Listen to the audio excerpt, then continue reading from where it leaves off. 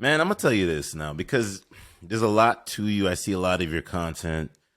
You just talked a little bit about stereotypes, and I feel like it falls into like what's happening right now in the world because I think stereotypes also falls into the lines of cancel culture. You know what I mean? And I feel like you speak a lot about this. I've seen some of your clips and stuff like that. And I think one of the first questions I want to ask you, why is there such a bad stigma against Albanians? Because I hear it here in Canada. Some people are like Albanians are crazy. They're the dangerous people. But I'm like, ain't everybody dangerous? I think everybody's dangerous, man. If you Talk turn on about the it. news, the last 10, 15 times, it's all different types of people doing shit of all different cultures. I think everybody's fucking crazy right now. Like, let's be real, right? I don't know if you curse on your show, but You can curse. You say whatever. Yeah. Not too Everyone's- crazy. Just don't go expletive. everyone's crazy right now. I think we live in a time where the world is very volatile, where really you got to watch your back anywhere you are right now, whether you're in a school, a church, just on the subway in New York City, like everywhere, people I think we're suffering from serious mental illness. And I'm starting to wonder, like, did the internet play a role in all this? Was it always this bad? I don't remember this type of violence in America, and across the globe with these shooters and all this stuff. So, me, myself, I don't blame firearms. I think people need to start demanding blood test of all these. Like, how hard is this? Okay, we've had all these mass shootings. We should know what's in their blood. They should be immediately blood taken out, and we should test and see if maybe there's some type of psychotropic drug that's causing these things. A lot of times when I'm watching my television, I pay attention to everything. You've seen the commercials. I don't know how it is in Canada, but in the U.S., they're like, if you're taking this and this and you're experiencing suicidal thoughts, discontinue the use and call your doctor. Like, they have to read you right?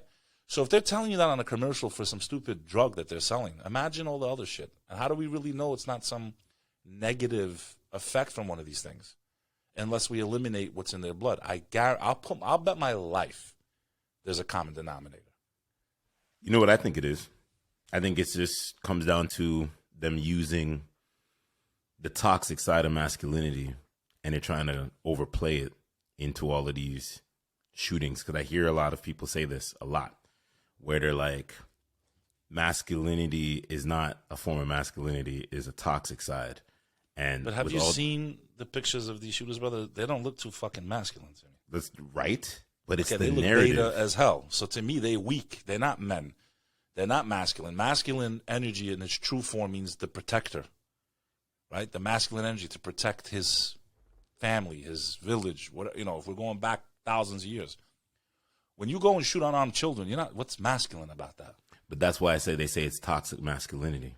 That's the narrative To that me, they're coming it's with. weakness. It's you're a coward. There's nothing masculine about that. You're beyond the low life. How are you gonna walk into a school and shoot children? So true. It's so against everything. Most men, if they're I don't know about other men. I'll speak for myself. If I saw children about to die and I don't even know them, and there was a way for me to give my life to save them, I would. To me, that's masculine energy. If there was a way for me to push a child out of a way and get hit I would do it. No hesitations, man. Because I've had a pretty good life, man. And that little kid deserves. So and I got children, right? So I would hope someone would do it for mine. You know what I mean? Facts. And that's what to me means. Masculine means to protect. Feminine is, in my opinion, more powerful than masculine. If they could just embrace the true power and the essence of it. I don't think a lot of women understand the power that they have. Why do you think why do you think that's happening though? Not to cut you. Because I think it's become too superficial, where they're just using the part of their beauty, and they focused all their feminine energy just on how I look, and let me use my looks to my advantage, or let me see what I can get with them. And that's not, to me, the true power of being a woman is someone that has true feminine power, from my opinion. I'm not trying to be Andrew Tate here. So Jesus, he said the name. Yeah, let's because that's where this is all probably right. And I got my own opinion on all that crap. Okay. But, to me, the woman is the keeper, man. Like, she controls it all, but sometimes I don't think she realizes the power she has. And men, we love them, right? It's social society of construct of social media. I think a lot of it has to do with not really tapping in and understanding who you are as a woman. What's They're your, the keepers, man. They're the keepers. I really believe the world is where it is because I believe women have the biggest role in it. Like they're so important that I don't think people realize how important they are. And I mean by that is like just how important their role in the world is. I don't know if they understand how important they are. Well, it's the constant power. pressure. Listen, the influence a mother has on her child, I don't care what anyone says, I have children, is more, I could never have as much power over my children as my wife does. So you have these children who, they came out of your womb. You were given that gift and a curse at the same time, right? Because I would never want to go through what they go through. Shout out to all you women. I love you. I see what you go through. Like, that is like the 9 months. Forget just the labor part of it, right? So, like, I bow to you. Like, you're an amazing creature, right? Like, you're fucking amazing. But as much as I can say this or that to my children, like, they will listen to their mother 5 times more than they'll ever listen to me. And in essence, they're teachers, right? And I think a lot of people during the pandemic, they realized just how important teachers are. Like, I think I even slept on them. I know teachers impacted my life, and they have a lot of influence on you. But during the pandemic, to see what it was to have to homeschool them, I think, you know, and that all goes hand in hand with, like, feminine, right? To nurture, to teach, to guide, to instill these values. They're so powerful and they're so important to our society because if they don't do the proper job, I think it's why we are where we are. But I go back to blaming men. It's when men took advantage of women and just used them for their bodies and just what they can get from them and threw them away like garbage, that it kind of made them become like this, where they are, why would they trust us? You know, we haven't been doing the right thing by our women. So I go back to blaming men because they're supposed to be the protector, and they haven't. They took advantage. Absolutely. That's well said. We've lost honor. We've lost honor with each other.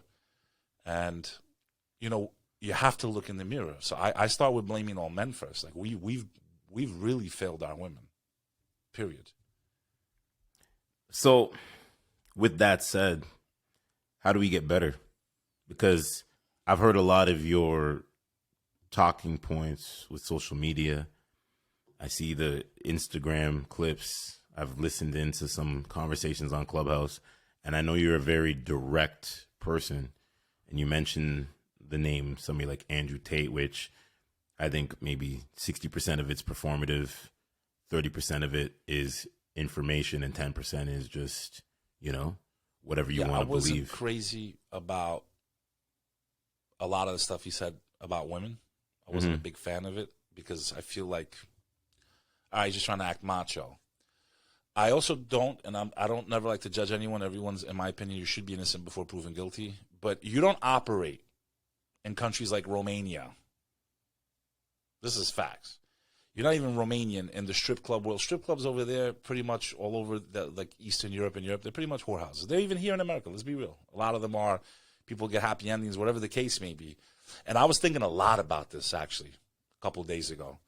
Like, you know, I'd seen a special one time. It was Barbara Walters, actually, if I'm not mistaken. It was on 2020. May she rest in peace. Rest in peace, yeah. Rest in peace. She passed. The Pope passed. It's been an interesting first day of the year already. Mm-hmm. And I don't think a lot of men understand when they go to these types of places, like massage parlors. And another one that really makes me angry is like Germany, right? They have the red light district. And the red light district is legal, right? So for those of you that don't know, men can go there and, you know, basically be with women legally. They pay for their services, prostitution. But to me, I know for a fact, even though it's legal in that country, most of those women working in those establishments are trafficked. It's a fact. I don't care that it's legal in your country. Because all a pimp's got to do is say, if you don't go and work in this place, I'm going to kill you. And he don't even got to worry about washing his money no more.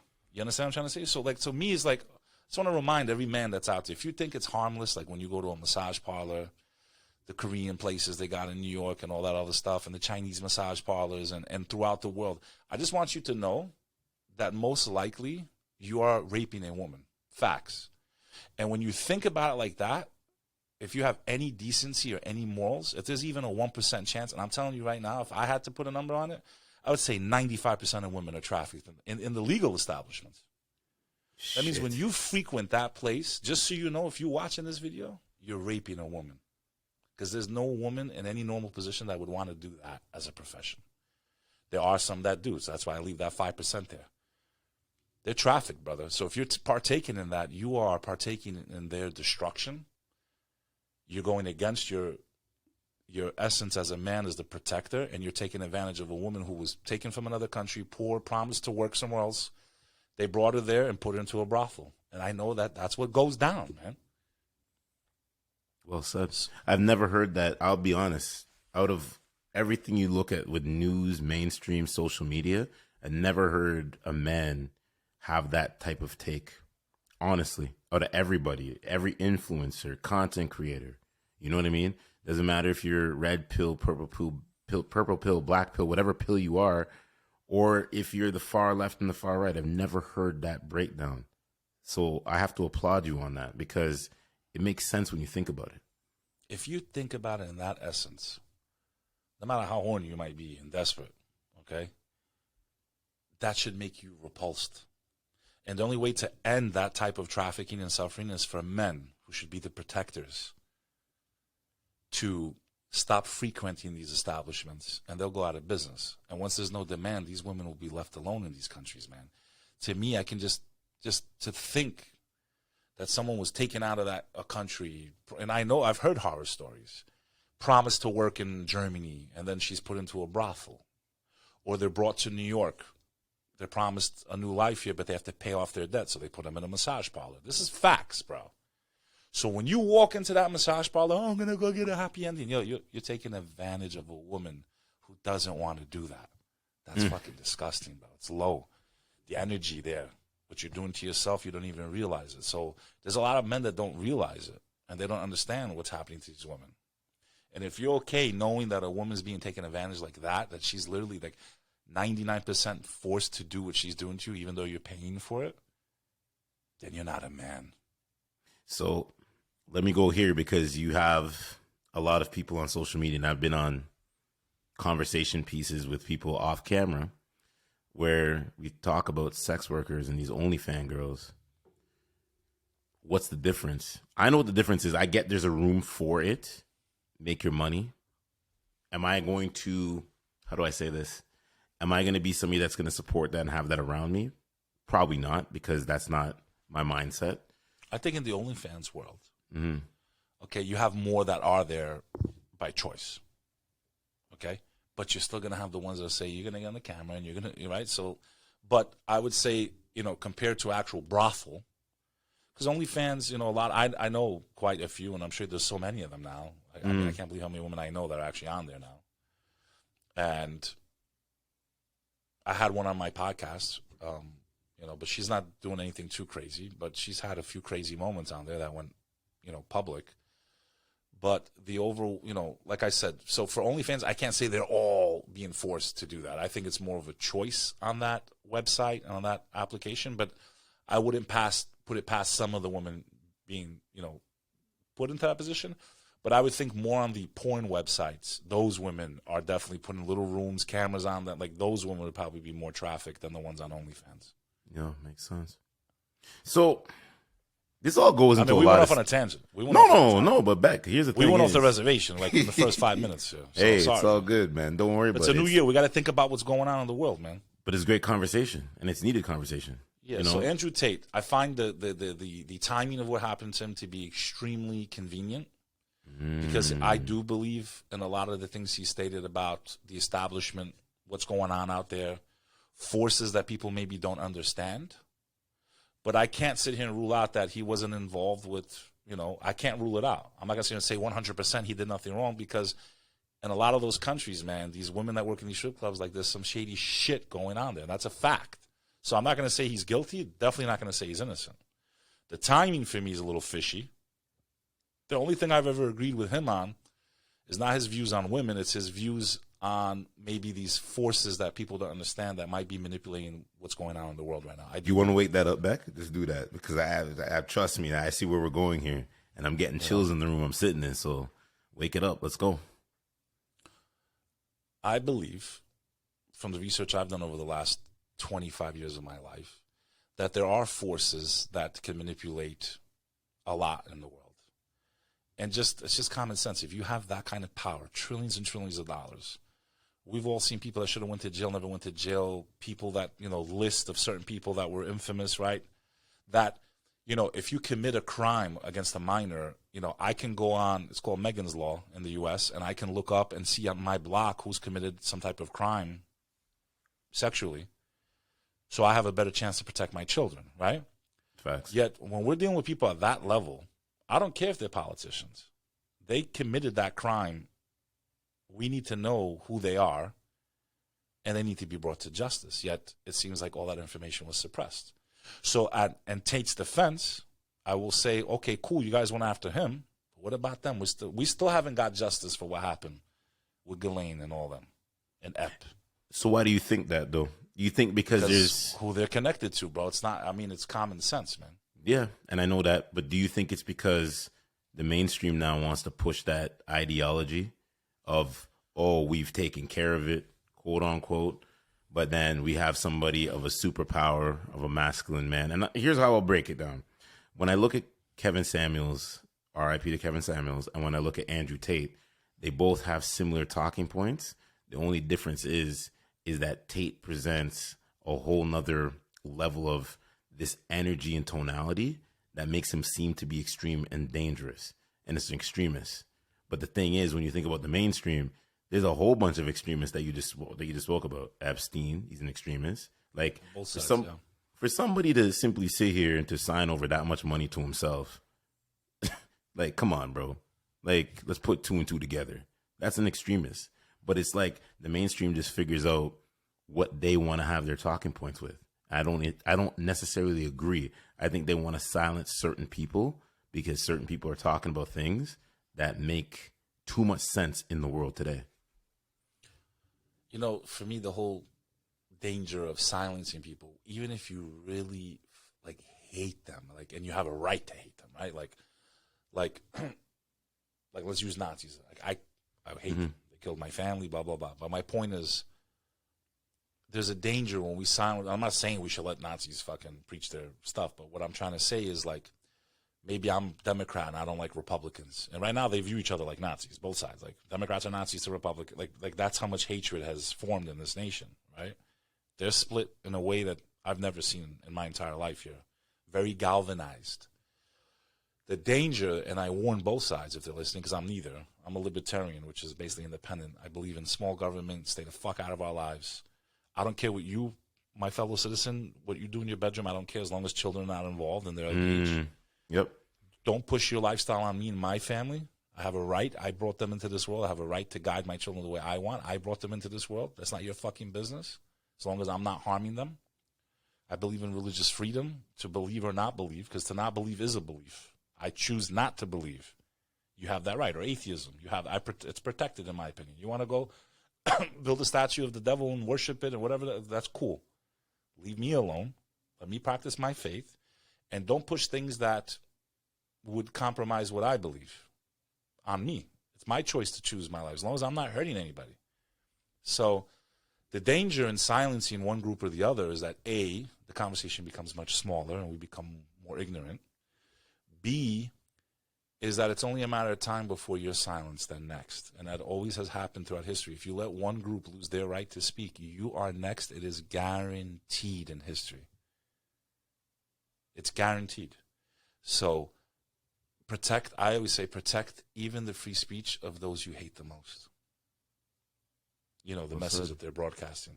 Yeah. Because it's dangerous. It's better to have dangerous free speech in the sense that I don't like what they're going to say than to have no speech at all. Absolutely. And that can become a very slippery slope if we allow people to start being silenced. Or, I'm not here to defend Alex Jones, but I think his court trial was a joke.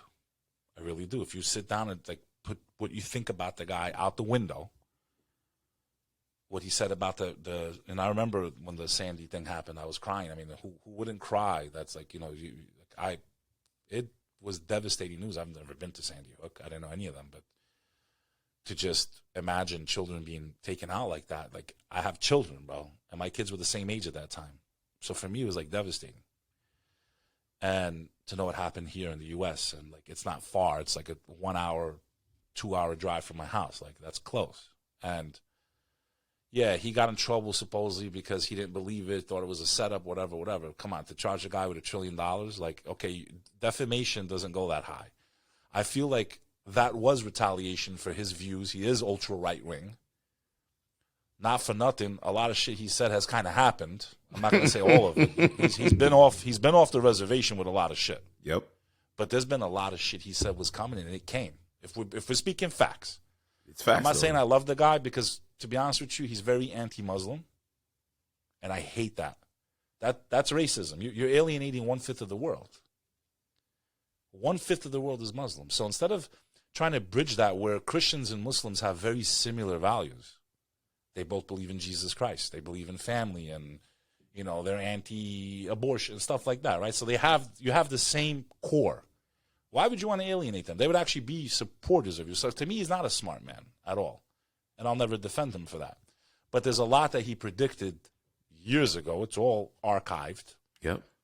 So it does make you think, well, is there retaliation? So Andrew Tate was doing all this shit, supposedly, but why now? Because now he's speaking out against the establishment. So they give, de facto, they help galvanize that side even more and make them even more extreme. Because you're basically making them martyrs. Look, you see, I spoke out against them because he calls it the Matrix, right? The Matrix, yep. The agents, the Matrix sent their agents. Yeah, and so when he speaks out against this a lot, and then he does, and he says, first they're gonna cancel me, and before they cancel him, then they say, then they're gonna arrest me, and now if they kill him, what have you turned the man into? Everything he ever said was the truth to that entire demographic of people that follow him and believed in him, right? So the timing for me is a little funny, and that I'll give him. But do I think he's 100% innocent? If I had to guess, no. If I had to guess, brother, you got to look at the whole picture. The problem is right now, if we're looking at a mosaic, everyone's focused on one tile. They're not looking at the entire mural. And everyone's focusing on this. Like, I am pro-life, for example, and someone is pro-choice. So those two issues, they'll only worry about that, and meanwhile, there's another million issues attached to a candidate. So for that one thing, you'll choose someone that will destroy the country. To me, that's fucking stupidity. Or vice versa. Because you're never going to find that perfect leader, and to me, they're all trash, bro. I hate them all, bro. You shouldn't be in power 40 years, 80 years old. You're 15 years past retirement. Why are you still in office for? How is this healthy for a democracy? And until this country has term limits and a secure election, I'm not saying it was stolen the last time, but definitely a lot of shady shit went down. So until these two things are restored in the U.S., I think we're going to have serious turmoil in this country.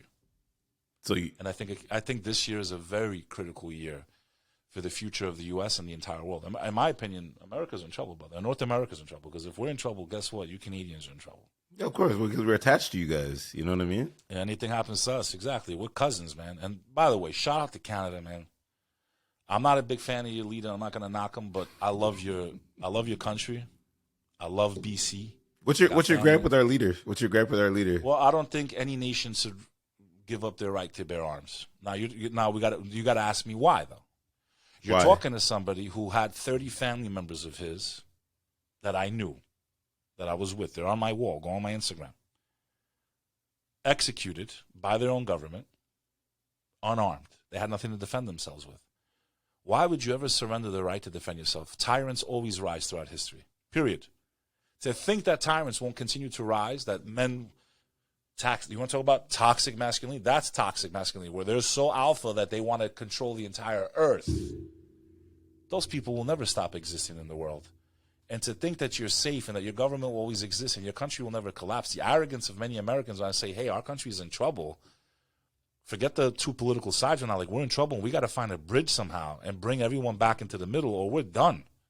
And I see the writing on the wall in this country. If we can't find a way to sit down and talk the way me and you are talking, and truly try to understand each other, without all the noise and the propaganda from both sides, we're done. So for me, to lose that right as a Canadian is very dangerous, because tomorrow a tyrant can rise. So true. And it's happened throughout history. My family, I lost 30 people in a single day. I would rather have a dangerous democracy than a safe dictatorship. And I love that quote from Thomas Jefferson. Let's not forget that the U.S., basically, its way of life spread to Europe after America became what it did. And the greatest lifting out of poverty in the history of the world was after this country did what it did for the entire world, for you, for every. When we did what we did with our Constitution and the way we created this, it was the greatest technology. Everything just changed, man. Arts and technology, like it changed the entire world. But I fear we've peaked and we are in a rapid decline. And the arrogance I hear from people like, oh, you know, we're America, will never fall. Like, you don't think Romans were talking like that in Rome, you idiot? And to see these repeats, and, you know, it does repeat itself. The same excesses, the same diseases of the mind and the heart and the soul have never changed throughout history. The same illnesses of humankind. Arrogance, lust, you know, greed. These things that have never gone away. So, yeah, we're in a different time. We're in a different society. Mm-hmm. But these are the same sicknesses that the Roman Empire had, and the ancient Greeks, and the Pharaoh of Egypt. Same diseases of the mind. Arrogance, you know, assuming that you believe that Pharaoh, well, we know Pharaoh existed, right? But assuming the whole story of Moses was real and he was destroyed, but, you know, in that story, he was sent plagues, and he saw the plagues coming, and still, I don't believe in God. I'm God, right? I'm God. God sending the river, making it full of blood, and you're seeing all this crazy shit that's supernatural, supposedly, right? Because none of us were there. But you can still learn from these stories whether you believe they're real or not, right? What was the lesson? The arrogance to have even seen that and keep denying the truth, where I feel like a lot of people in the world, it scares them to see the truth. It scares them to think about that woman in a massage parlor in their town. If you got a massage parlor in your town, hello. It scares them to know that there's people that are suffering, and they want to turn the channel, and people are starving everywhere. And in Yemen, 24 million people almost starved to death. So they rather just turn it off. So I think the problem is that we're so greedy and we're so materialistic and we're so caught up, and there's nothing wrong with having nice things, and I'm all about that, especially when you work hard. But as long as you give back, you could be a billionaire. I ain't a hater, and I don't think they should be taxed at 50%. You know, they say something like, if every person on earth that was decently okay gave about 2% of their income once a year, there would be no poverty or starvation on the earth. That's nothing, man. That's you make 100 G's, you give up 2 G's.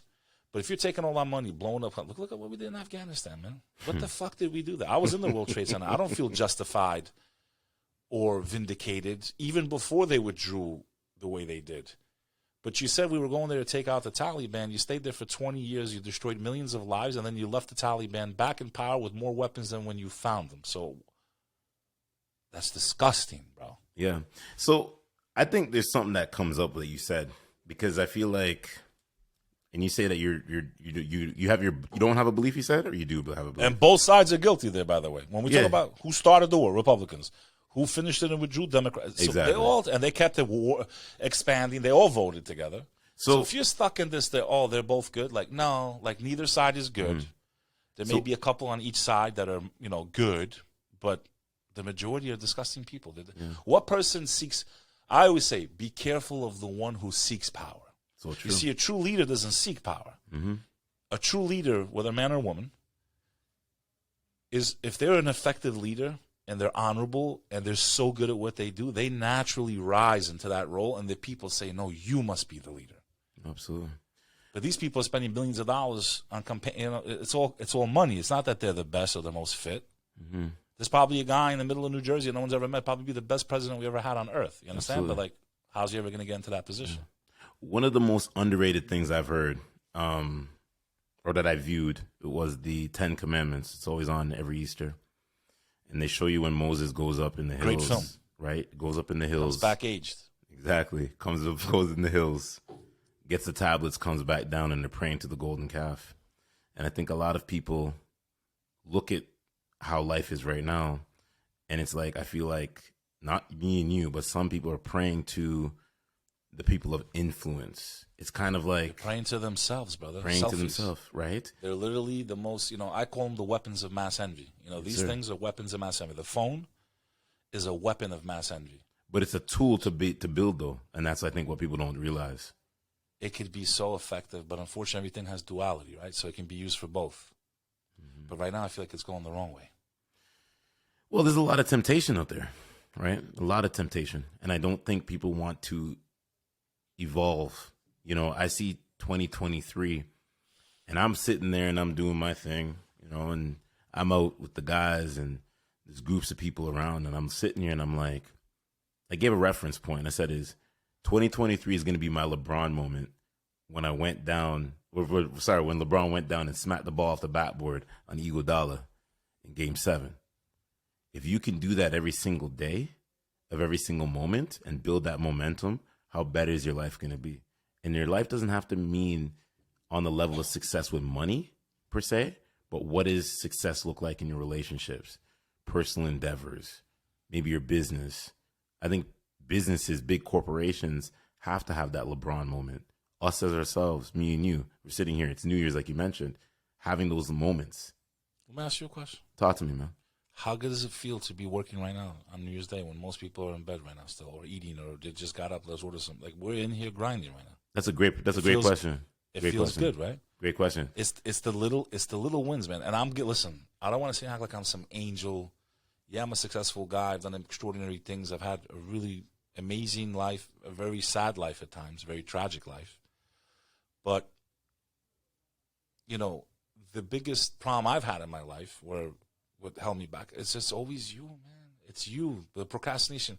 Everyone wants to go to these seminars, and they're great because sometimes you need that realignment. Yep. But let's be real. Most of these life coaches don't give a shit about you. Let's be real. They're in the business of making you think they care about you to change your life. And that's why there's only a handful of them that I even look at. My favorite to this day, still, I don't care anyone says, there's two that I love with all my heart. 3. Les Brown. Facts. King. Eric Thomas. Facts. King, E.T. And I do love Bradley also. He's also a personal friend because I like that he's very raw and it doesn't feel artificial. But he grinded for 10 years. Nobody, he was always at those growth content. But so I think he just let go and said, you know what, I'm just going to be me. And that's what you got to do. Forget all this other shit. So I've had those issues too. But my biggest problem in life has been procrastination. We all know you. If you're listening right now, you already know what you did wrong last year. You don't need to pay me to come to a seminar to tell you. You know what's been holding you back your whole life. You're stuck in this cycle. You got to suck it up. You're going to have to go through some pain, and there's no other way out. And that's why I think E.T. is a phenomenal person. People never heard of Eric Thomas. Like, you need to listen to this guy because you're your own worst enemy, and you got to get out of your own way.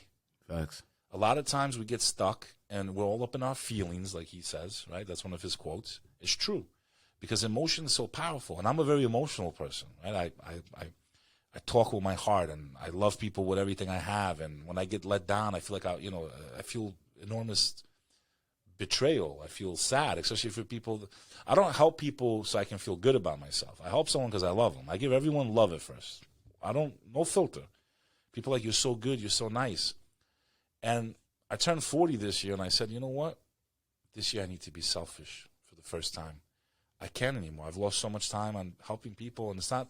But every time I need help, there's very few that are there for me. And I'm not talking about money, man. I don't need your money. But little things that would cost these people nothing. And to me, it was mind-boggling. Like, you're willing to lose a relationship to reciprocate just a fraction of what I've done for you. And it cost you nothing, And I've been so good to you. Why? I would never want to lose that friend, Do you think it's because... I never say no. Do you think it's because... And I see this a lot, especially... They were never my friend, man. Exactly. They were just there to use me. Yeah. And then one time they could maybe show a little gratitude.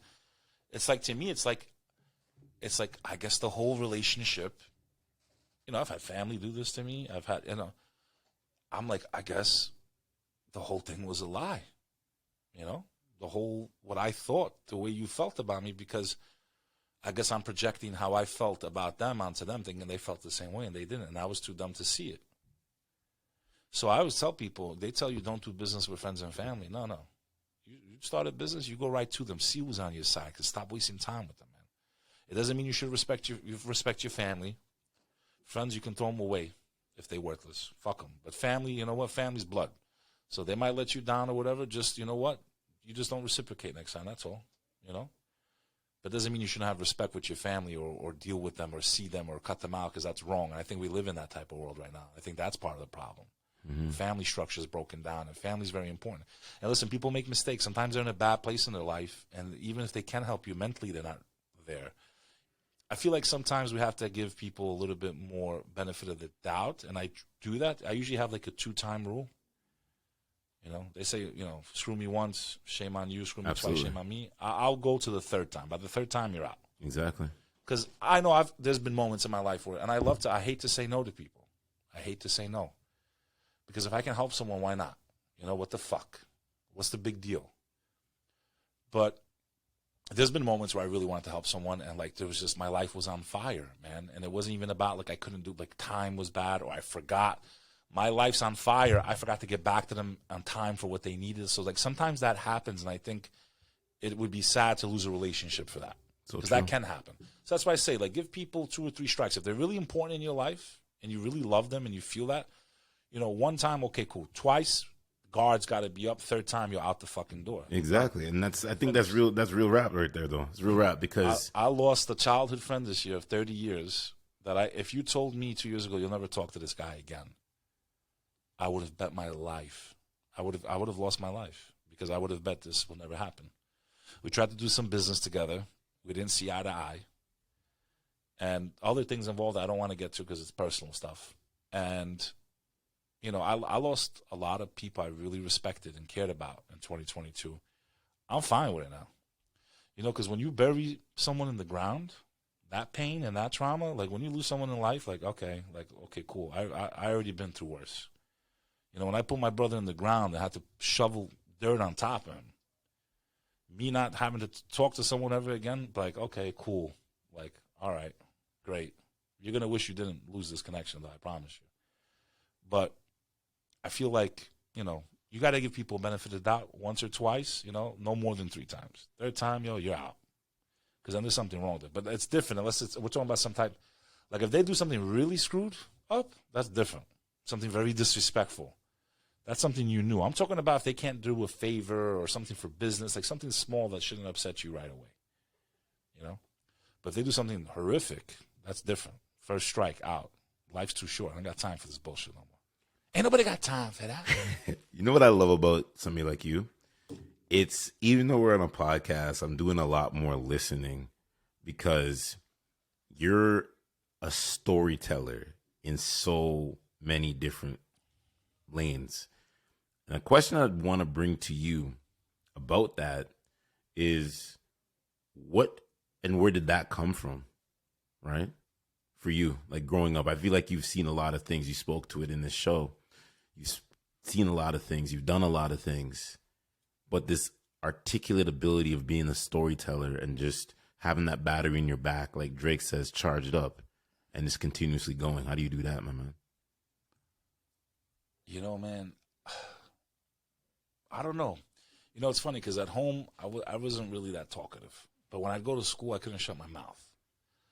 And I guess the peer pressures of being a child and wanting to fit in and you know, be cool with everyone. There's a lot of pressure on children. You know, we forget because we're grown up. But, like, you know, I feel like it started in school, man. I just wanted to be cool and be nice with everyone and have friends and make people. I always wanted to make everyone laugh.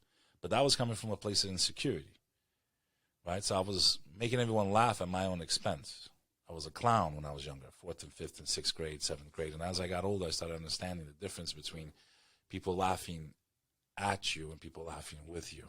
It took me time to really learn the difference between those two. But I believe where this energy came from is that, you know, being an Albanian American and having my family live in horrific conditions, and being active at a very young age, going to protests and demonstrations, not only for my own people, because I feel like if you can go for your own people and you can't go for other people, then you're a selfish human being. If you can only feel for your people, it's like you only feel for yourself, right? So my first protests were for my people and for the Bosnians that were going through a war. I used to go to their protests to try to bring attention to what was happening to them. It was the worst genocide in Europe since World War II. What happened in Srebrenica, to this day, the United Nations doesn't call it a genocide, and it was disgusting what happened to those young men and boys. So for me, it was, at a young age, I was exposed to a very charged climate of people fighting for their freedom, fighting for their rights, the whole time not realizing that there's people in my own country who didn't have maybe the rights that I had, or felt negativity that I didn't feel, even though I did experience some hatred and racism in this country, because even though I am Caucasian in color, I am of the Muslim faith. And after 9/11, I heard all kinds of, can you imagine the comments I was hearing in New York City? Of course. It's I was in the World Trade Center when it got hit. I was crying hysterically. It made it even worse that someone, quote unquote, which you could never be a Muslim and do something like that. If you commit suicide in Islam, the punishment is you go to hell forever. You never get out. Ever. So for me to hear the type of, my own fellow New Yorkers like, F these Muslims, and that's all you heard, right?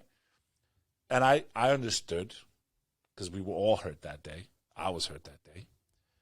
But to feel it for the first time, where maybe the African American, right, has been dealing with it for God knows how long, it was a very humbling experience. And even though I've always fought for these things for my people that are across the ocean, there was people over here who have been held down. And, we worry about the world, but do we worry about our fellow American, our fellow Canadian, right? So I think this voice that I had came from seeing injustices. When I used to visit my family, Kosovo, which is now a country, was a part of Serbia, and there was an apartheid there. So even though it was two white cultures, the Albanians had parallel systems, and they were treated like, if it looks just like the civil rights movement. You see dogs, cannons, they beat you, kill you. I saw all this crap. And I saw my family and my friends treated in such an inhumane fashion. And of course, learning American history, I'm like, wow, this is what, and I knew, like, this is what the African Americans went through. Because they would come and just round us up in the middle of the night, just like the KKK, come and kill us. That ass. Throw us in jails. Right now you have Iranians trying to get their freedom, right, from their regime. So for me, being from Albania, and when I say Albania, it includes Kosovo, because we are one people, but the world divided us. Knowing what my family went through, seeing what my people went through, I felt like I had to have a voice to not only speak for my people that no one knew nothing about, because I always started telling everyone, like, this is what's going on. Like, and I spoke to strangers, and so that's where that gift, which wasn't always a gift, right? It came with time. I didn't always speak as well. And so that gift came from an early age of being in the streets, protesting, trying to educate people what was going on to my people, the Bosnians, what was going on, all over the world, Sierra Leone. Like, I've always been active. I've gone to many protests for many nations and many people who have struggled, because to not do so would be to be a hypocrite of my own nation and my own people. And I eventually got a career in, I was always in nightlife, but then I also worked in sales. And in sales, you learn how to perfect that craft. So true. And I became, I think I'm probably one of the top salespeople on the face of the planet. And I'm writing a book about it. And I feel bad for the circuit, because when I get on those stages, they're going to see. Because I'm going to teach people this beautiful art. It's important to learn how to sell. It's important to learn how to spell, because all you're saying in essence is you're teaching people how to speak. Because that's what sales is. It ain't some magic. It's about communicating to people in an effective fashion where you bend their will to yours. Fuck, man. Bro, you see, and what I love about that you say that, and coming in from a retail perspective, that's missed in a lot of these big blockchain companies. And I'll say it. They don't know. They don't want it to be about speak. It's about product sells itself. Time in, time the fuck out. And it's stupid. If that was the case, we'd be obsolete already. Salespeople will never be obsolete. Thank you. Unless the world goes the direction it's going in, where like everyone just loses their freedom and you're not going to have a choice, then you won't need salespeople. But if if just the product was effective, right? If in communist countries, you don't need salespeople, right? Because there's only one product that they allow you to have, and that's it. And you don't even buy it. They give you a coupon or whatever it was, so they don't use, in those types of societies. In Albania, you didn't have a choice between red shoes or black shoes during communist Albania. You didn't have a choice between do you want a ribeye steak or filet mignon, right? So you don't need salespeople in those environments because you have no choice. But in a free society, you'll always need salespeople to show people why or explain why. But it's not the product. What most people don't understand in sales is that the sale is not made because of the product. The sale is made in the warm-up. When you meet this person, to connect and bond with them in such a way that they let their guard down. And it's not because they should be guarded with you if you're an honest business person. I worked in the timeshare industry, right? It's one of the most ruthless, worst reputations on earth, industries in the world, and I found it to be absolutely amazing and wonderful. But the difference between me and my experience there and the overwhelming majority of people that work in that industry is that the overwhelming majority of the people in that industry are not salespeople, they're liars. And because they're not effective in communicating, they have to misrepresent the product to make a sale. So you're stealing is what you're doing. I know girls that are driving Maseratis right now. I won't mention them by name, and if you're watching me, you know who you are. I managed a team of 80 individuals. I broke a record. We had $120 million in sales. I had the lowest rescission rate, cancellation rate in the industry because they have 14 days to cancel.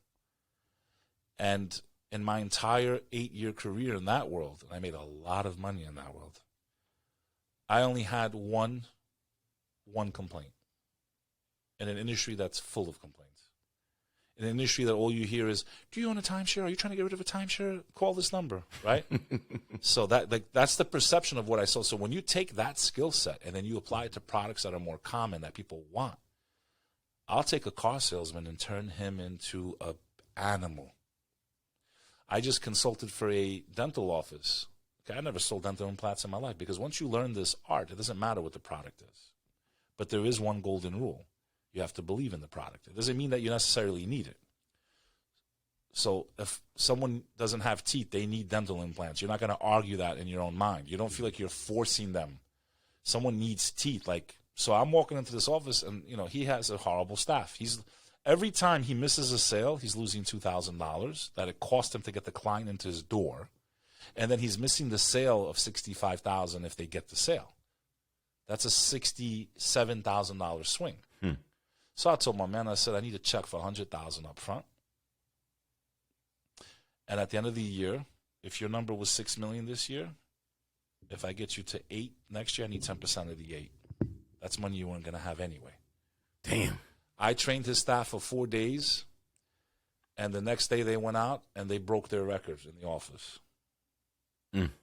We both understood. They understood the product more than I did. I didn't need to understand the product. It's not the product that you're selling.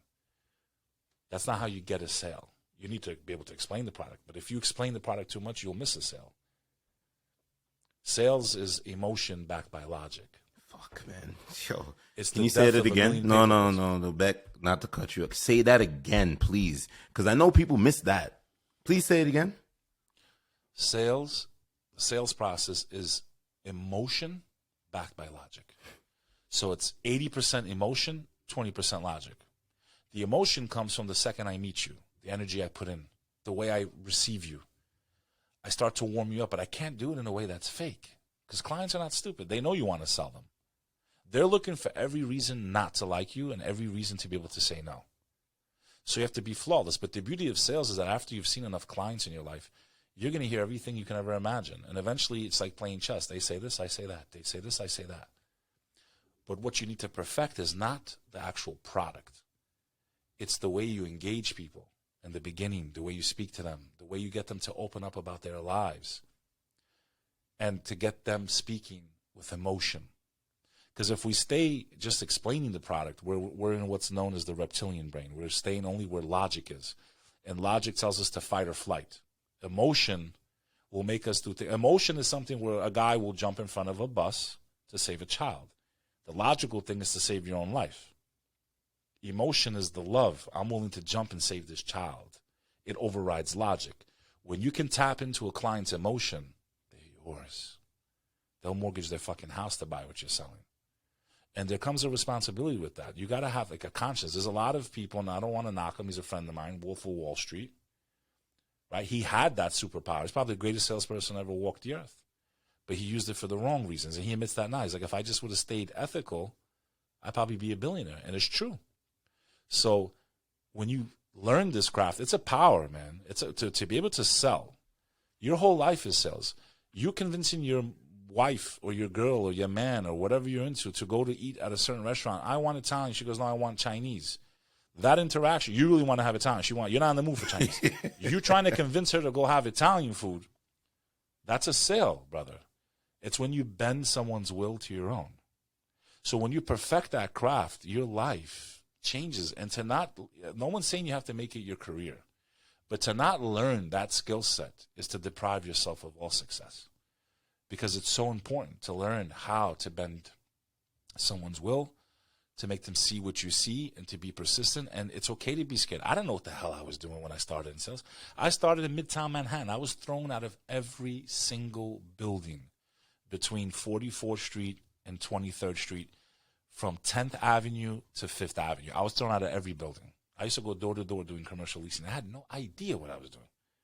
I was terrified. But you got to fall down in life to make it. Every time I got thrown out, I got smarter and quicker for the life. I said, I better start getting funnier. I better find a way. I knew just, hey, I do real estate. They throw me right the hell out. I got thrown out of Ralph Lauren's office by Ralph Lauren himself. But I made him come out of his office. And then I realized, hey, what I said didn't work with him. So when I go to Calvin Klein's office, let me try saying it this way. So you have to go through that process of pain and falling down and not knowing what you're doing, but you need to be brave enough to know that eventually something great's going to come out of that. So true. That nothing is a lost life. As much as I hated so many jobs in my life, and that's what I'm saying, it's 2023, it's a new year. You might be working in a bank. I worked in banks. I hated it. I valeted cars. I pitched stock over a phone. They didn't even let me sit down in a chair because I was a new recruit. I've done it all. And as much as I hated those jobs at that time, I used to sit in the bank there miserable, just daydreaming what it would be like to just take the bag when they come, like, just bored out of my mind. I couldn't wait to get the hell out of there. Making nothing, making $30,000 a year. And my father's like, don't quit. I said, nah, this ain't it, man. This ain't it. No, you stay, you'll move up, you'll make $100,000. I quit. I went into a commission-only job. My third month on the job, I made $40,000 in 1 month. I went back to my old man and I said, I love you. Don't ever fucking tell me what to do again. If I listened to you, it took me a whole year to get, 90% of this. And I made more money than I ever made in my life. And then the epiphany for me is that when I finally did get to these levels that I dreamed of, that I wasn't happy. Started making $500,000 a year, but I was going with an ambulance to the hospital because I was working for people that didn't appreciate me. And I realized I could never work for anyone ever again, because even though I gave it everything I had, I worked 80 hours without taking a day off for weeks and broke records and did all this shit for them, that there was no logic in the corporate world, that the HR department is not there to protect the company. They're not there to protect like the culture. They're there to just to protect the company. You're expendable. Doesn't matter how great you are. Doesn't matter how much you gave. And I gave everything to that company. And I won't mention it by name. One of the biggest hospitality companies in the world. But the most liberating in my moment, when I realized if I could make them 120 mil, I can't make myself one. I walked in and I said, you know something, sweetheart? Yeah. Fuck you. Fuck this job. I'm done. You guys are clowns. Mic drop. I walked right the fuck out the building. I struggled. It was the best thing I ever did. You don't think I was scared? My family's telling me, you fucking idiot. You fucking moron. My wife, you fucking idiot. Why would you do that? We had an amazing life. I said, because I'm going to die if I stay here. If I stay in this job, I'm going to be a dead man. I'm going to die. And then they celebrate you. And see, it's just... I can't live. I'm not living to my true self. So, like getting back to, and some of this is going back and forth since this whole conversation started, is that we know. I always knew who I was.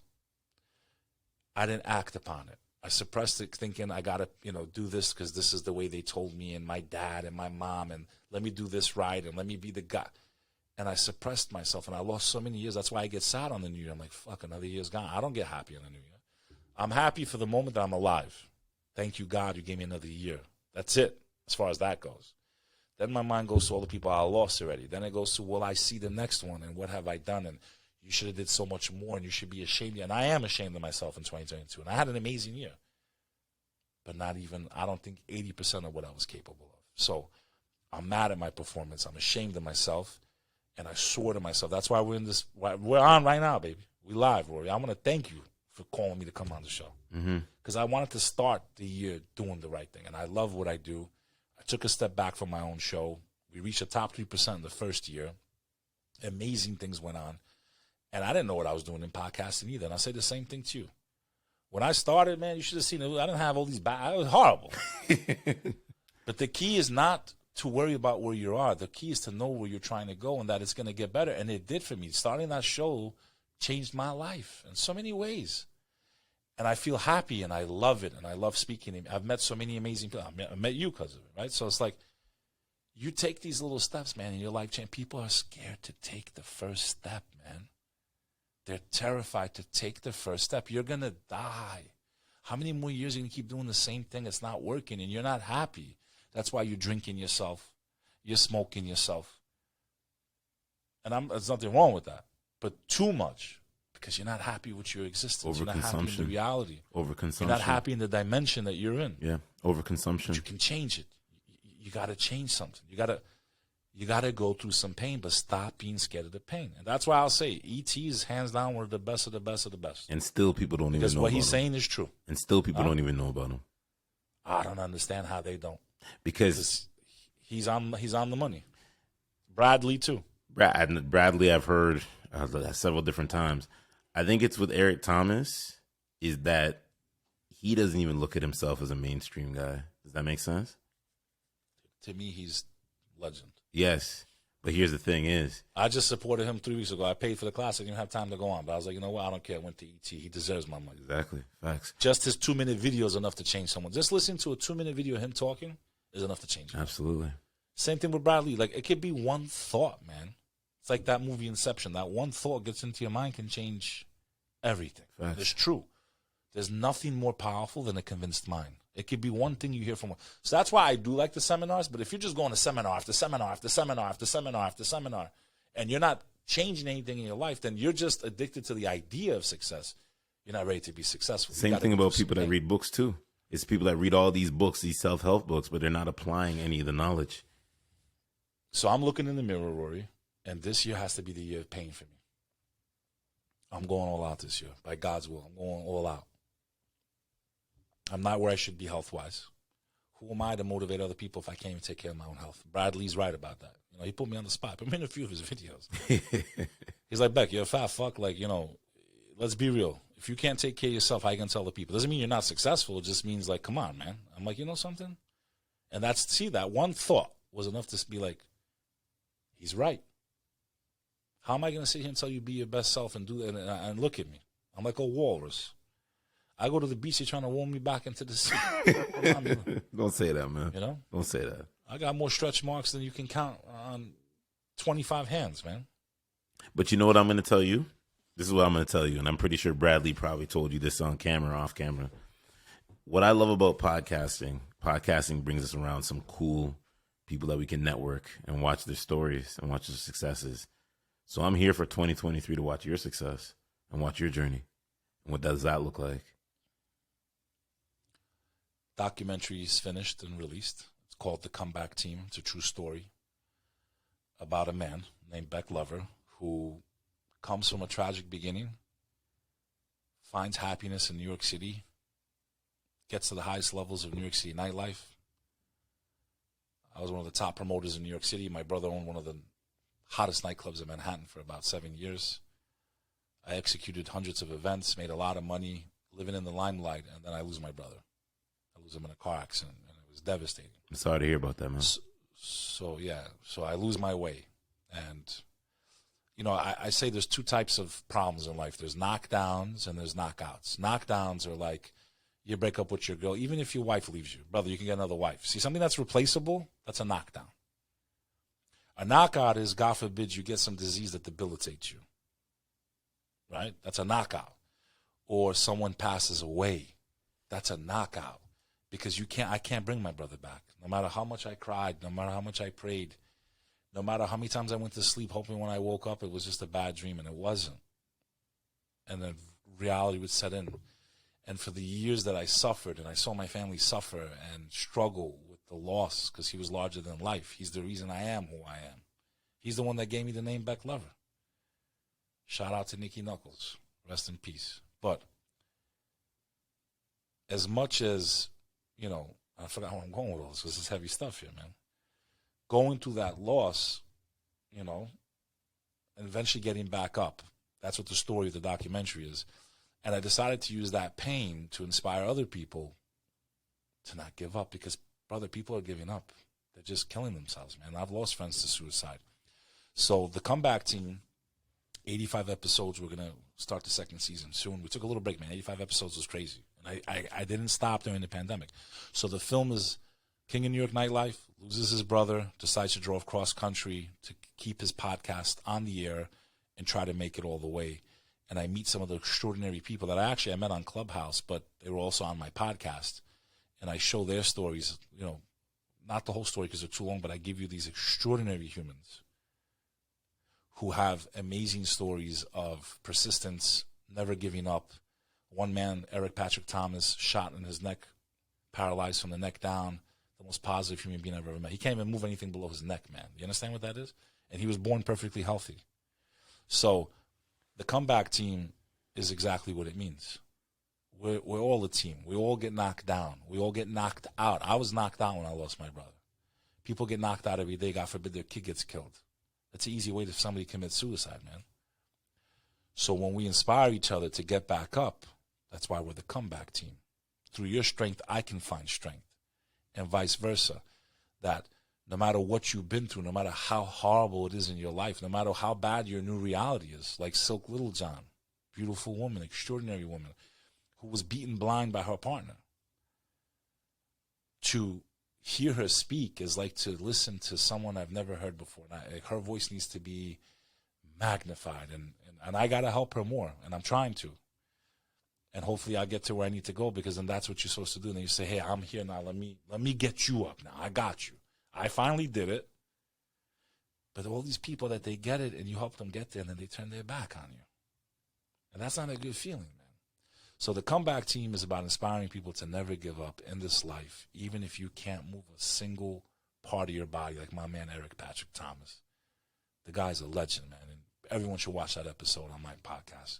So it's the inspiration of this. So basically that's what the film is about. It's about me not giving up, going through all this hell, all these other people who didn't give up, and then I give a happy ending because, you know, I don't want to ruin the film, but it's just it's a good documentary. Where can we see this documentary? Because now you got me. That's what I'm trying to figure out. Because, you know, worst case scenario, I'll just release it everywhere. But I think it's you know, I spent a lot of money on it, man. I spent well over 6 figures filming. Have you tried to pitch it? Have you tried to pitch it to the bigger streaming sites? We're almost, you know, we're now editing. We finally started. Hopefully, can get it done within the next 2 months. And then I'm either going to enter it into some festivals or maybe just release it on Hulu or Netflix. And if it's not that, then I'll just release it to the world, bro, on YouTube. I don't care. I didn't make it to make money. I made it because I wanted to honor my brother. I wanted to show people these beautiful people that are in the film. And I also wanted to just inspire people to never give up. That, like, look, I've been through a lot of bad things. I lost 30 people in a war in a single day. I was in the World Trade Center when it got hit. I lost my brother in a car accident. I had every reason in the world to like give up and depressed and sad and all these other things that we went through, because every human being will experience trauma at some point. We need to inspire people to not give up, because we live in such a time where so many people are just giving up. And it's sad, because you listen to people like Kevin Hines, who jumped off the Golden Gate Bridge and survived. And he says, my greatest regret was the second I jumped off. Like, well, why? Thank God he survived. And his story inspires others to not give up. So that's what the comeback team's about, man. That's I love it. I can't wait to start season 2. There's been a lot going on. I'm behind with work. My followers are mad at me, and I don't blame them. But, you know, to be a dad to 3 kids and work and do this and, all the other things that you want to be a good son to your own parents and you want to find time to visit your relatives. And like, I realize why the world is so pulled apart, because no one has time anymore. Even though we've never been more connected with these devices that we have, we've never been more disconnected, because we now rely on a device to, like, basically, I'll just FaceTime my cousin instead of going to have coffee with him, We're divided because we don't want to put in time. We don't want to put in that extra miles, the end credits, right? I work, and I'll give you a little bit of a snapshot. I work 40 hours a week, do my regular job, and then I put another 15 to 20 solo, no team, no nothing, doing the podcast. But I still find time to connect with the right people. And I always say that too. Doesn't matter if it's a man, doesn't matter if it's a woman, right? If it's a woman, it's maybe getting to know that person. You're looking to date, whatever it needs to be. You lay the foundation from the jump. And a lot of people project their own insecurities and limitations on you, because what's the first thing you hear from social conditioning? Oh, you work so much. Well, if you want to live the life you want to live, and we're all in the building trenches, what's that meant to be? You got to work as hard as you can work. You see what I'm saying? So it doesn't matter if you work 40 hours a week, 50 hours a week, 60 hours a week. It's just taking that time, because it's 24 hours in a day. But let's add to that. Now, you said you're doing another 15 hours on top of your normal job, 15 to 20 hours a week, and you're doing it on the podcast. Yes, sir. But I bet you this 15 to 20 hours don't feel like work to you. It doesn't, because it's passion. Because you love it. Yes, it's passion. Exactly. So it's the same thing with me. Like, and that's why I tell people, like, you know what you want to be. You've always known it. I always knew what I wanted to do. I just didn't pursue it. And eventually you're going to come to that conclusion, and you're just wasting time. If you're listening to this in 2023, it's the first day of the year. If you already know in your heart of hearts you want to be a singer, or whatever the case may be, you can be. There's nothing stopping you. Get up and do it. Start moving towards it. Like I said, I didn't know what I was doing, and I had success, and I'm not anywhere even near where I want to be and where I know I'm going to be by God's will. But until you start, you're going to feel so sad. And there's nothing worse than living a life full of regret. Regret's the worst thing in the world. And the biggest regret I have as a 40-year-old man is not doing these things sooner, not focusing, wasting so much time. Because, again, nightlife, it does have its addictions. Mm-hmm. It's very easy to get sucked into that world. It's just fun, and you're making crazy money, and you're just having a blast fucking partying, right? So what the fuck you need to work for? But my advice to you, if you're young and you're in your 20s, it's not... See, everyone thinks is like, how do I make it? No, that's not the question you should be asking. The hardest question is, what do I want? Not how do I make it? What do I want? I can't, last night was funny. I must have spoke to about 10 or 20 young people. I was on the roof, the ball dropped, people were being emotional, because people get emotional during New Year's Eve. If you understand the concept of time and you're not emotional during New Year's Eve, you're an asshole. You should be grateful that you survived another year, because that's a blessing, but also sad because you lost another year. You're never getting it back. You should be emotional on that night. You should be. Remember, emotion, logic doesn't make us do things. It's emotion. We feel something here in our chest. When you can't sleep at night, you're not feeling the pain up here. You're feeling it right here. It's that emotion that makes you get up and want to change your life or help someone that, let me give someone my last $10, but they need it more than I do. Logically, you should have kept the $10, but like the emotion, let me give it to them. So if you don't have any emotion in your life, your heart's dead. I don't think it's an accident that in our country, the number one killer is heart disease. Because I think a lot of people are heartless. And they have no emotion. Their hearts are dead. And I think it manifests physically because it's dead spiritually. So I hope that, and I spoke to a lot of these young people, and I said, what do you want to do? And they're 25. You're 25. You still don't know what you want to do. You're 25 years old. If you don't know what you want to do, how the hell are you ever going to make it? So I say to young people, I know, as I was there and I remember, I'm like, I know kind of what I want to do, but I didn't pursue it. And I was in limbo just trying to rise up the corporate ladder, which I hated. I was miserable the entire fucking time. So if you don't know, like, what you want to be, I know what I want to do the rest of my life. I want to continue with this show. I want to be one of the top motivational speakers on the face of the planet, and I know I will be, by the grace of God. I'm going to release a book that I already started writing called Sell or Die. It's going to be the greatest sales book ever written, ever. And I'm going to teach people this beautiful art on how to sell and really change their life, and not like be like half these cheesy ass life coaches that really, they all sound the same, man.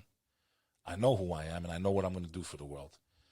Besides, hopefully, you know, always standing up for what's right and what's going on out there. I just want to be a voice for what's right in this world, and that does come back to spirituality and belief in the Creator. And again, I don't judge people for what they believe.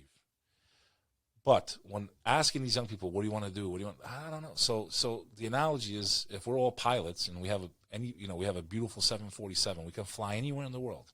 When I sit in that chair, if I put 1 degree the wrong way, that could be the difference between going to China or Africa, right? The coordinates. It's the same thing in your life. Young people, your problem is not can you make it. You will make it by the grace of God. If you have work, X plus Y equals Z. Z is success.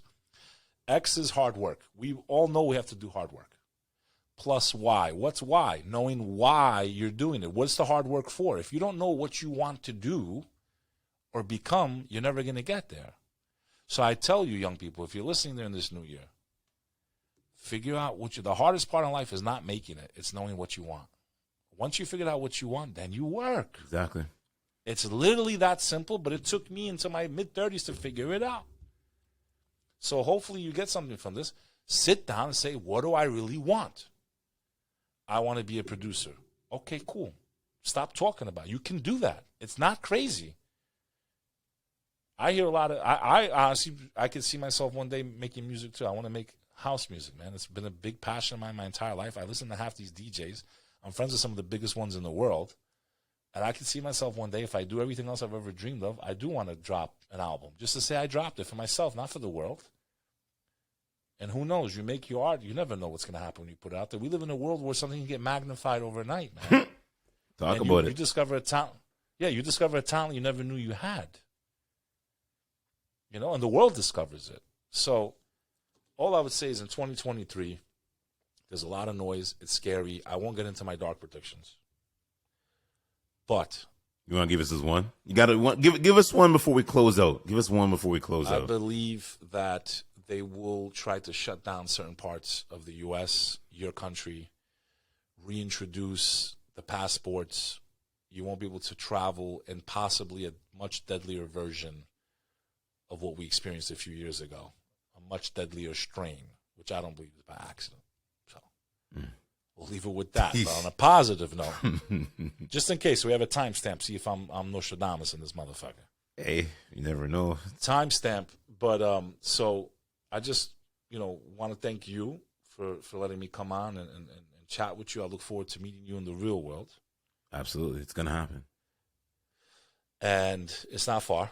So if you come to New York, I got you. Facts. And I also just hope that everyone that's listening never loses hope, because as dark as I can be at times and pessimistic, I never lose hope.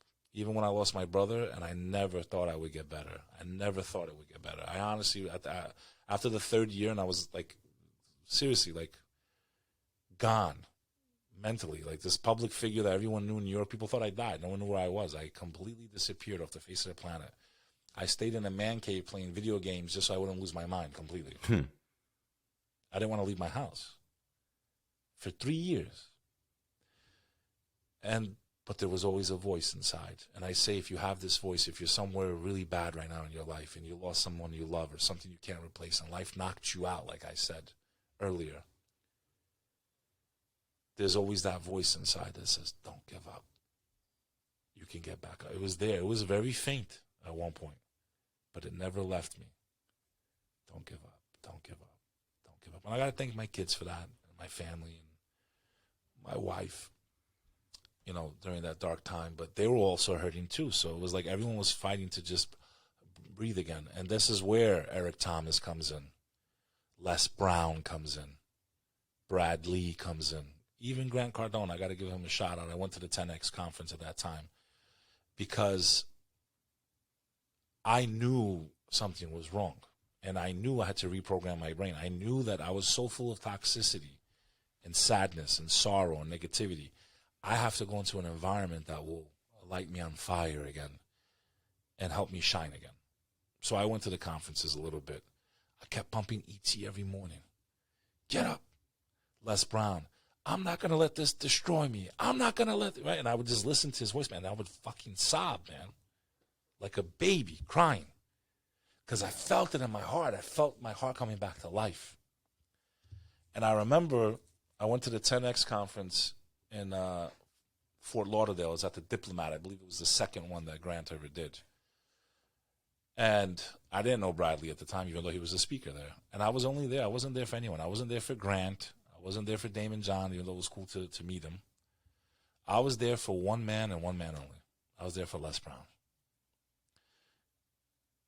You there? I'm here. I'm listening. Yes. I'm locked, bro. I'm just listening right now. I should turn, I'm just keep going, please. I was at the Diplomat in Hollywood, Florida. Sorry, not Fort Lauderdale, Hollywood, Florida. I was at the Diplomat. This is a cool story, actually. I want to hear, yeah. So I'm finally starting to get strong again. I'm back. I'm back in the scene. I'm getting strong. Now I'm like, I want to go see this guy whose voice, touched my heart. And I'm in the back of the. I literally didn't watch any of them talk. I didn't care. I just wanted to see Les Brown, bro. That's it. So I'm in the back of the Diplomat. I'm smoking a cigar.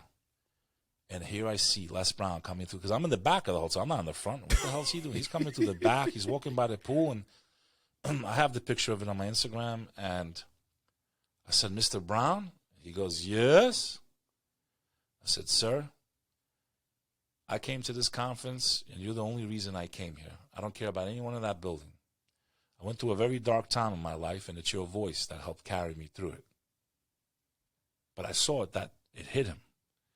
And he came over and he grabbed my hand and he goes, you have a lot of power in you. When you speak, your words are like, very few people can speak like you. And he grabbed my hand and we spent about 45 fucking minutes back there. Just me and him, man. It was just one-on-one. We was just chilling. Mm. And I was like, look at the way God brought this guy to me, man. I came here for him. People have to pay VIP, all this other bullshit to have access, and here God brought him right to me. We spent 45 minutes together. Laws of attraction. Fast forward 3 years later. 6 months ago, I was hired. I was paid $3,000 to speak for 45 minutes. They flew me into the same hotel that I went in there as a peer, as a quote-unquote student, which, by the way, I don't listen to any speaker in there, right? So I literally did not listen to one speech in the entire conference. So you don't get credit for this one, Grant. I didn't go to any of their trainings. Deadass. But I was brought back to speak at a dental convention. So I'm like, the last time I came in here, someone bought a ticket for me to come to this. I was a customer. This time I'm the one being paid to speak. And it was like mind-blowing to me. That less than like 3 or 4 years later, I was the guy walking into the building and being paid to speak. And it was mind-blowing to me, man. It was amazing. It's how I met Shaheen. Shout out Shaheen. He hired me to go speak at his dental conference. It was just amazing, man. You're an inspirational so that's what person, I'm saying, man. folks. You're an inspirational person, and this me, like I said, I know Clubhouse is kind of now, but this they let it go. Yeah, when I look at you and speaking on just an audio only, and having the ability to listen, and now listen and watch and view and actually witness this in real time. There's only, and I'll say this, in 6 years of doing this podcast, there's only 5 interviews, and this is the 5th one, that will have me taken away and really re-listening back again and again to a lot of odd number, a lot of what you said, and that's no bullshit. Like, it's, even though it's no cap. No cap. No cap. Even though okay. I learned that phrase on Clubhouse, you know that? Yeah, I hear you. Even though it's the start of the year, it's like where I'm sitting right now. I'm sitting here and I'm just taking everything in, because a lot of what you're saying, I agree with, but it's hitting me because of what you just said with Les Brown. It's the power and the tone and the delivery. and it's the conviction that's there. You know what I mean? Well, I want to tell you one thing. I don't know if you're aware of it. I didn't know I had it until I started doing the podcast. But I can tell you, as someone that's been complimented, like my producer, I can tell you, we get stopped all the time in the streets. It's crazy. But you have a great voice, man. I appreciate that. You have a really nice voice. Thank you. So what I'm saying is you have the gift to do this. And the fact that you've been doing this 6 years is very impressive, because this ain't, I know what it takes to do it. So I don't know if you're happy with where you're at or not. I'm not happy. No. There's room for improvement. Trust me. Listen, some things are coming soon. And I know it's not easy to do it by yourself, but, you know, you can't always keep doing the same stuff either, right? So, like, if the first 3 years, you know, so something, you know, if you're not happy, you need to definitely tweak something, right? Make more highlights. Try to get those bigger guests. Work on maybe the back. Like, there's little things you can do that don't cost a lot of money. So every little piece helps you, brother. I know. Success is the death of a million paper cuts, meaning, you know, one paper cut ain't going to kill you. But a million paper cuts, you'll die, right? So it's the same thing with success. It's not one thing or two things that's going to make you. It's all of that put together. Facts. Compounded. Facts. And this is where I'm lacking. Because, listen, raw talent will get you so far. And most of my life, I operated on raw talent and not work. Hard work will beat raw talent every time. That's a fact. That's why you hear some whack-ass DJs, some whack-ass singer, because they outwork the ones that could sing. Some bullshit motivational speaker that really doesn't have the power and the, you know, he's not an ET, but he's making money. He's at least living his dream, because you know why? He worked harder than I did. So you know what? How am I going to hate on him? He fucking deserves it, or she deserves it. And that's your fault, and that's my fault. And 40 years old, brother. This is the year of major change. Facts. For you, for me, for everyone that's listening to this that wants to do better in their life. There's nothing stopping you but you. Kevin Hart said it. It's me versus me. I love that motherfucker. I remember when he was just some little clown playing the fucking basketball games on MTV. I'm like, who's this guy? He's not even like, who is he? I don't even know who he was. Look at him now. He's a fucking beast. Powerhouse. Powerhouse. You know, everyone was just joking around with him with the MTV celebrity games. That's the first time I ever seen Kevin Hart. I was like, who is this guy? He's funny, but I didn't know he was a Kimmy. He's the man, yo. Mm-hmm. He is the fucking man. I love Kevin Hart. 100%. He's so inspirational. Once I understood his story and how he did it, and then I remember, he started over there. And now look at him. He's not what you consider an amazing-looking actor, tall, like model type. You know, like I say, people have these prototypes and stereotypes. He shot it all. He won with love. He won with hard work. He won because he's a force to be reckoned with. People meet him and they instantly love the guy. It took him years, though. Same thing as Jamie Foxx. Yeah. Guy's a beast. Steve Harvey, too. He started with these little bullshit roles. He had more talent in his pinky than all of them put together. Yeah. And he looked where he went, straight to the top. And he deserves it. Steve Harvey also, too, sleeping in his car. Steve Harvey, too. That's another one. Some of his quotes, you got to give it to him. And I like what he's doing, motivating people. You know, like he's doing some really, I love what he does. I love how he started doing the motivational stuff. Absolutely. Because you know why? He has an amazing voice. He has, you can see that he's saying it from the heart. You know, and I think people can sense the difference. And guess what? In sales, your customer can too. So, like, it's all related, brother. So, I want to thank you again. Yes, sir. I wish you a happy, amazing 2023. 100%. Let's keep moving forward. And to the time we meet in real life, you got a brother in New York. All right. That's love. We go up to Toronto. We rip it up. No cap.